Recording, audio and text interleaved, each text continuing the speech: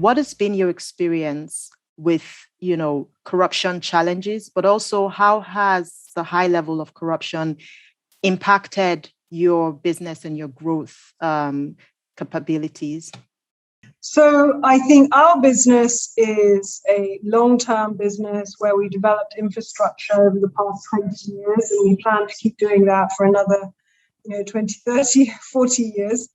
And so we're heavily invested in the country. And we are also working in highly regulated industries. The biggest issue we had was the fact that we were initially operating in a market where private sector wasn't really welcome. But we decided to develop the special economic zone as a private sector endeavor because our aim was over the long term to enable things which hadn't been done in Nigeria to happen. In order to do that, you need infrastructure, facilities, know-how, you need to dramatically lower costs, but you also need transparency.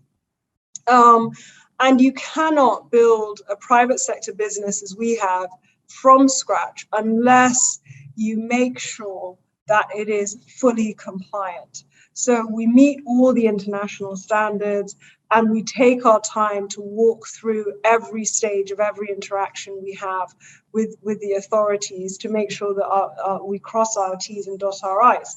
Now, what's the impact of operating like that? So the positive impact is that you have a very strong, compelling value proposition. So to our major clients, we halve their costs of doing business. So the value proposition, when you cut corruption out of it, is very strong.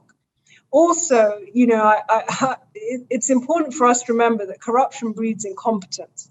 And so if you want to develop a company that's doing things that have never been done in Africa before, and that company needs to be sustainable, you need really good people.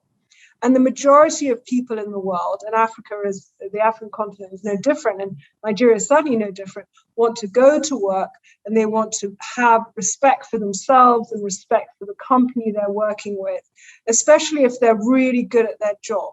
The best, the smartest people, the hardest working people want to be in a company that has high levels of integrity. So building a strong team requires that level of compliance and transparency. So there are a raft of positives, and I think it's important we always emphasize that. The negatives are it takes a really long time. So an approval that some people get in a day, you may not get in a year. And that is the reality. Things take time. And you find, therefore, in my experience, that the best people for pushing through and developing businesses in a sustainable, transparent way without corruption are actually indigents. SMEs are good at this, and they have to be good at this. Small, medium, and larger companies are good at this when they're indigenous and they want to add value. Because if you develop your business, as we have developed Ladol, it's hard work. It's going to take a long time.